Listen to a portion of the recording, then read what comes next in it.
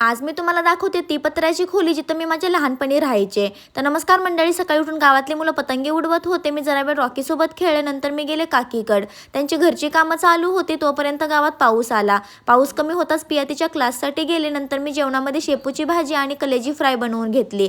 नंतर रेडी वगैरे झाले. चमच्याभर तूप खाल्लं आणि पटकन जेवण करून घेतलं.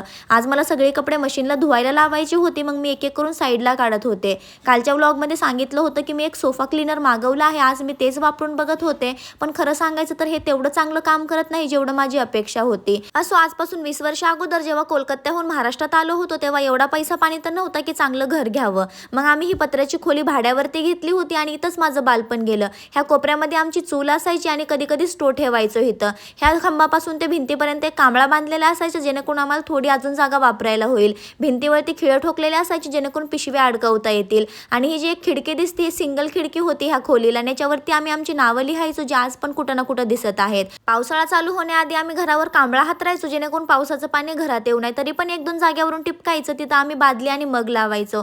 असं तुमच्या लहानपणी तुम्ही कधी अशा पत्र्याच्या खोलीत राहिलाय का? नक्की कमेंट करून सांगा. Thanks for watching.